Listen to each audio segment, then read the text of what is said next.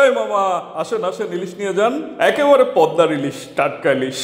মধুর ডাকে ইলিশের দিকে তাকিয়ে কোনটা কতর উত্তরে যারা আস্তে করে তেল লবণ আগে কেনার সিদ্ধান্ত নেন, আজকের ইলিশের গল্পটা তারা শুনতে পারেন।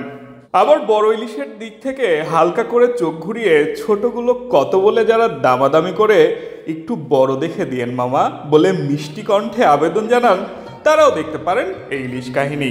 আর যারা আসেন ডিম ছাড়া তেল বেশি কোনটা টাইপের প্রশ্ন করে বড়টা নিয়ে চলে যান, আজকের ইলিশ বৃত্তান্তে তাদেরও কিন্তু রুচি বাড়তে পারে।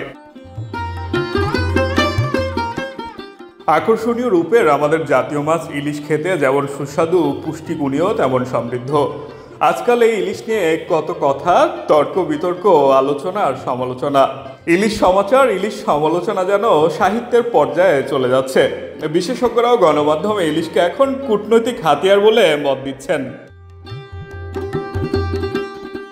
গত কয়েক বছর ধরে বাংলাদেশ সরকার দুর্গাপূজার আগে কয়েক হাজার টন ইলিশ ভারতে রপ্তানি করলেও আলোচনা জমে উঠেছে হিন্দু বাঙালিদের সবথেকে বড় ধর্মীয় উৎসব দুর্গাপূজার সময় ভারতে ইলিশ মাছ পাঠানো না পাঠানো নিয়ে বহু আলোচনার পর অবশেষে ৩,০০০ টন ইলিশ রপ্তানির যে সিদ্ধান্ত বাংলাদেশের অন্তর্বর্তীকালীন সরকার নিয়েছে তারপর থেকে। কারণ এর আগে সরকারের তরফ থেকে বলা হয়েছিল দেশের মানুষ যাতে ইলিশ খেতে পারে তাই ভারতে ইলিশ রপ্তানি করা হবে না। এদিকে পত্রিকার সাম্প্রতিক খবর বলছে গত এক যুগে বাংলাদেশে ইলিশের উৎপাদন বেড়ে প্রায় দ্বিগুণ হলেও বাজারের দাম কমেনি, বরং বেড়েছে কয়েক গুণ। সাধারণ মধ্যবিত্তের প্লেট থেকে বিদায় নিয়ে ইলিশ মাছটি অভিজাতদের প্লেটে জায়গা দখল করেছে। অথচ একসময় সাধারণ মধ্যবিত্তের পাতে ইলিশের ছিল নিত্য আনাগোনা।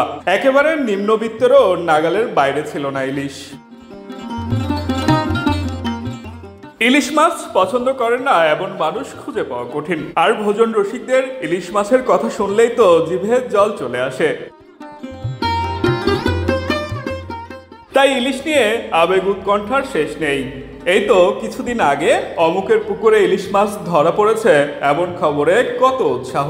পুকুরে ইলিশ কিভাবে এলো? পুকুরে কি ইলিশ চাষ সম্ভব? নানান প্রশ্ন। তখন বিশেষজ্ঞরাও জানালেন ইলিশ রেণু বা জাটকা হয়তো কোনোভাবে পুকুরে খাপ খাওয়াতে পেরেছে, কিন্তু বাণিজ্যিকভাবে পুকুরে ইলিশ উৎপাদন সম্ভব নয়।